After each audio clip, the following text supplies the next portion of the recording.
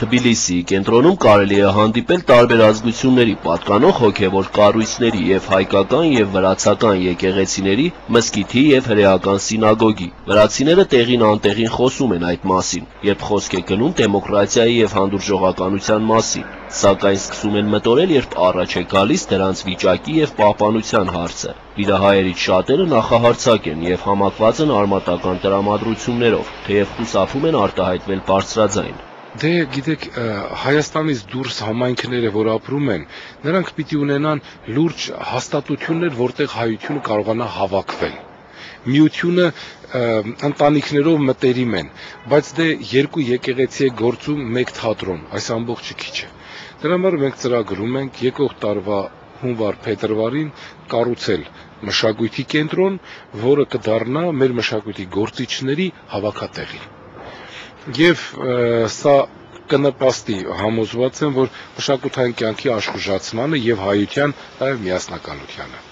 Աշխուժացում չկա նաև հրեաների կյանքում։ Նախկին մի քանիսի փոխարեն այսօր մեկ սինագոգ է գործում։ Վրացիների մոտ հակառակ պատկերն է։ Հոգևոր կյանքով ապրում են բոլորը, դպրոցականից մինչև երկրի նախագահը։ Խաչերն ու դրոշներն ամենուր են, անգամ Սամեբա կոչվող նորակառույց հսկա եկեղեցում, որն ի դեպ հետաքրքիր պատմություն ունի։ Այն կառուցվել է հիմնականում ժողովրդի հանգանակություններով։ Նախահաշվային արժեքը կազմել է շուրջ 75 միլիոն $։ Սամեբա կամ Սուրբ Երրորդություն եկեղեցին կառուցել սկսել են 1995-ին, շահագործման հանձնել 8 տարի անց, սակայն հսկայական այդ եկեղեցական համալիրի տեսքը ավարտուն կդառնա, երբ շրջակայքում կառուցվող համեմատաբար փոքր եկեղեցիների թիվը հասնի 13-ի։ Տարածաշրջանի ամենամեծ այդ եկեղեցին կառուցվել է Հավլաբարի հայաբնակ շրջանում, Բարձրադիր գոտում։ Տեղի հայերի համար միակ մխիթարանքը քիչ ավելի ներքև գտնվող Էջմիածնեցոտ Սուրբ Գևորգ եկեղեցին վերականգնված տեսնելն է։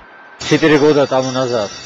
4 տարի առաջ մենք ճարտարապետի հետ նախագիծ կազմեցինք եւ հանձնեցինք Սրբազանին, սակայն ոչինչ չէին կարող անել, քանի որ միջոցներ չկային։ Հետո հայտնվեցին գումարներ, ֆինանսավորում է Հայաստանը, ստեղծվեց համահայկական հիմնադրամ, միջամտեց նաեւ ձեր կաթողիկոսը։ Նախկինում եկեղեցու վիճակը սարսափելի էր, հիմա ինչպես տեսնում եք, հրաշալի վերանորոգվել է։ Եկեղեցին եղել է վթարային խարխուլ վիճակում, ամրացման համար օգտագործվել է 700 տոննա ամրանածող, կատարվել են նաև արտաքին պատերի կոսմետիկ նորոգման և ներսի հարդարման աշխատանքներ։ Երկուսից բացի բոլոր շինարարները վրացի են։ Մեզ կանչել է, որ սյուները շինենք։ Շինում ենք երկուսով սյուները։ Нас ռացիոնալ է շինում։ Знаете, у меня такое отношение к этому делу. Գիտեք ինչ, իմ վերաբերմունքը այն է, որ եթե հայերը Վրաստանի քաղաքացիներ են եւ ապրում են մեր կողքին, ապա պետք է օգտվեն բոլոր այն իրավունքներից, որոնք ունեն վրացիները։ Խորհրդային միության ժամանակ ինչ բարեկամություն կար։ Հիմա է իսկական բարեկամությունը։ Ես կարծում եմ, որ Վրաստանը բազմազգ երկիր է եւ պետք է հարգի իր բոլոր քաղաքացիներին։ Должна своих граждан уважать։ Էջմիածնեցոց հրաշք եկեղեցին շուտով կծառայի իր բուն նպատակին և կդառնա Հավլաբարի և ընդհանրապես վիրահայերի հոգևոր հավաքատեղին։ Այս ամենը պահպանելու շնորհիվ միայն կարելի է հիշել և սերունդներին փոխանցել հայ եկեղեցու նվիրյալ բարերարների, հայազգի երևելիների անունները և ընդհանրապես հայկական աշխարհասփյուռ մեծ մշակույթը։ Էդուարդ Մխիթարյան, Գրիգոր Շահոյան, Gala News, Թբիլիսի։